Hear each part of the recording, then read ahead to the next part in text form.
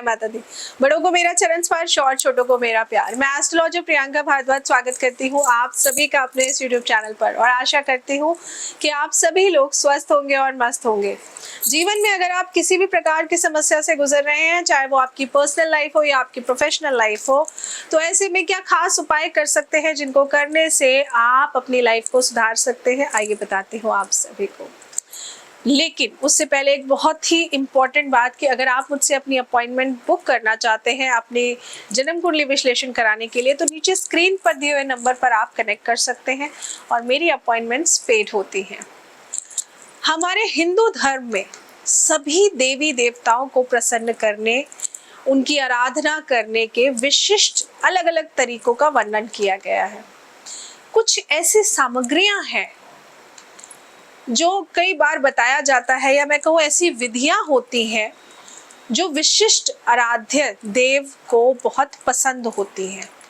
उनकी पूजा में उन सामग्रियों की उपलब्धता होना यानी कि आपको मन वांछित फल की प्राप्ति कराता है। वहीं पर ऐसी कुछ सामग्रियां होती हैं जिनका प्रयोग करना इनका आपकी पूजा का उल्टा परिणाम आपको दे सकता है, क्योंकि वो कुछ चीजें भगवान को प्रिय नहीं होती हैं। आप जिस भी भगवान का पूजन करते हैं, जैसे प्रभु श्री हरि विष्णु का पूजन करेंगे तो बिना तुलसी के भोग लगाना मतलब उनका भोग ही पूरा नहीं हुआ। एक छोटा सा तुलसी का पत्ता, और चाहे आप 56 भोग सामने रख दीजिए, लेकिन उस भोग में अगर तुलसी दल नहीं है तो वो भोग ही नहीं है।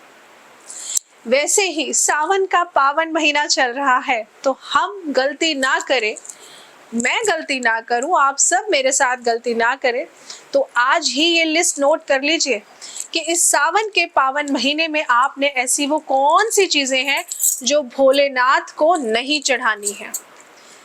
शिव बहुत ही जल्दी प्रसन्न हो जाते हैं, ये हम सब जानते हैं, और क्रोध के कारण बहुत जल्द ही रौद्र रूप भी धारण कर लेते हैं, ये भी हम ही सब जानते हैं। भगवान शिव को भांग धतूरे का चढ़ावा बहुत ही पसंद आता है, पर कुछ ऐसी सामग्रियां भी हैं जिनका उपयोग शिव आराधना के दौरान बिल्कुल भी नहीं करना चाहिए, क्योंकि अगर आप ऐसा करते हैं तो ऐसा करने से आप पुण्य के नहीं पाप के भागी बन जाते हैं। तो मेरे होते हुए यानी कि एस्ट्रोलॉजर प्रियंका के होते हुए ये गलती आप सब ना करें, इसके लिए जो बातें अब मैं आपको बताऊंगी उनको नोट कर लीजिए। शिव पुराण के अनुसार शिव भक्तों को कभी भी भगवान शिव को तुलसी नहीं चढ़ानी चाहिए।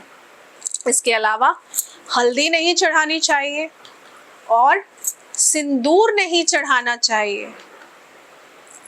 इन चीजों का चढ़ाना भोलेनाथ पर आपके लिए पुण्य नहीं पाप का भागी आपको बनाता है।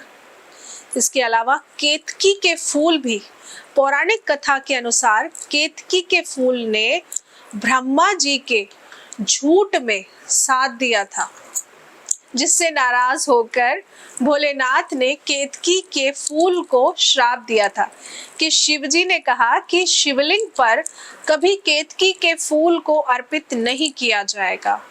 इसी श्राप के बाद से शिव जी को केतकी के फूल अर्पित नहीं किए जाते हैं, ऐसा अशुभ माना जाता है। और अगर आप केतकी के फूल शिव जी पर अब तक अर्पण करते आ रहे थे तो आप समझ जाइए कि शिव पूजन में यही एक बहुत बड़ी गलती थी जो आप कर रहे थे। तुलसी के पत्ते भी, जैसा कि मैंने कहा कि शिव जी को नहीं चढ़ाने चाहिए। क्यों?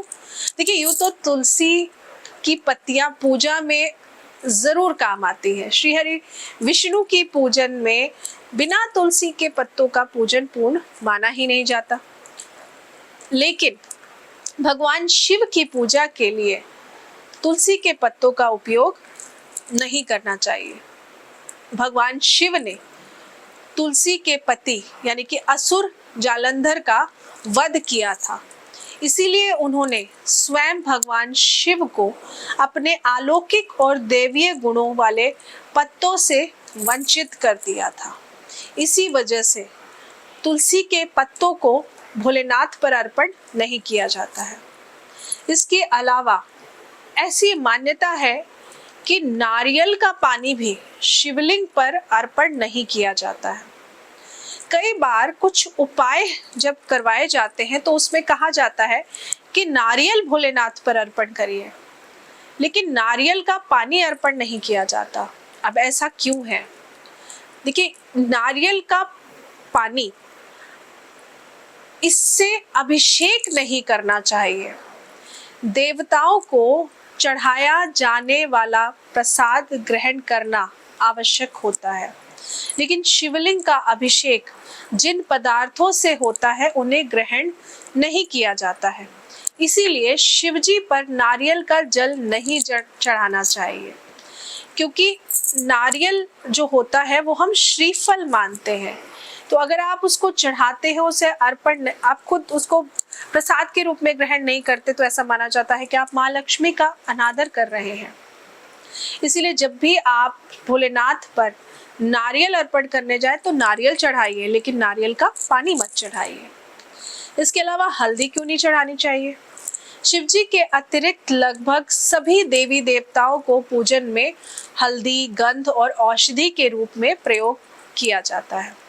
शास्त्रों के अनुसार शिवलिंग पुरुष तत्व का प्रतीक है और हल्दी स्त्रियोचित वस्तु है। इसी वजह से स्त्रियोचित का मतलब क्या है? स्त्रियों से संबंधित रखने वाला।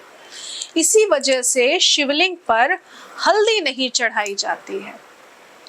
इसके अलावा शिवलिंग पर कभी भी शंख से जल नहीं चढ़ाना चाहिए। क्यों? क्योंकि दैत्य शंखचूड़ के अत्याचारों से देवता परेशान हो गए थे, तो भगवान शंकर ने त्रिशूल से उनका वध कर दिया था, जिसके बाद उसका शरीर भस्म हो गया था। उस भस्म से शंख की उत्पत्ति हुई थी, तो शिवजी ने शंखचूड़ का वध किया। इसीलिए कभी भी शंख से शिवजी को जल अर्पित नहीं किया जाता है। इसके अलावा कुमकुम या सिंदूर शिवजी को अर्पण नहीं करना चाहिए। विवाहित स्त्रियों का गहना माना जाता है कुमकुम और सिंदूर। स्त्रियां अपने पति के लंबी उम्र, अच्छी आयु, स्वस्थ जीवन की कामना हेतु अपने मांग में सिंदूर लगाती हैं और भगवान को भी अर्पित करती हैं। लेकिन शिवजी को अगर आप अर्पण करती हैं ये चीजें, तो ये विनाशक, देखिए शिव जो है वो विनाशक है ना। तो इसी वजह से, मतलब यही एक वजह है कि शिवजी को सिंदूर अर्पण नहीं किया जाता है। सिंदूर से शिवजी की सेवा नहीं की जाती है, क्योंकि शिवजी को हम विनाशक के रूप में भी मानते हैं। और ये, जैसा कि मैंने कहा, स्त्रियों का सुहाग, उसमें सबसे ऊपर आता है ये सिंदूर। तो आप माता पार्वती को चढ़ा सकते हैं सिंदूर, आप गणपति जी को चढ़ा सकते हैं सिंदूर, आप कार्तिकेय जी को चढ़ा सकते हैं सिंदूर, आप नंदी जी को चढ़ा सकते हैं सिंदूर, लेकिन भोलेनाथ को नहीं चढ़ा सकते हैं। तो ये छोटी सी खास जानकारी मैं आप सबके लिए लेकर आई थी कि सावन के इस पावन महीने में ऐसी कौन कौन सी चीजें हैं जो गलती से भी आप भोलेनाथ पर मत चढ़ा दीजिएगा। पता लगे कि छोटी सी गलती आपकी सारी पूजा को खराब कर दे। वैसे तो भोलेनाथ कहते हैं ना कि आप एक लोटा जल भी चढ़ा देंगे उससे भी खुश हो जाएंगे, लेकिन आपने 10 अच्छे काम कर दिए और एक गलती से ऐसा काम कर दिया कि भोलेनाथ खुश होने की बजाय आपसे रुष्ट हो जाए, तो ये गलती मत करिएगा। तो आशा करती हूँ कि आपको जानकारी अच्छी लगी होगी और इस जानकारी को आप अपने जीवन का नियम बना लेंगे कि भोलेनाथ की पूजा में आप इन वस्तुओं का इस्तेमाल नहीं करेंगे। जय माता दी।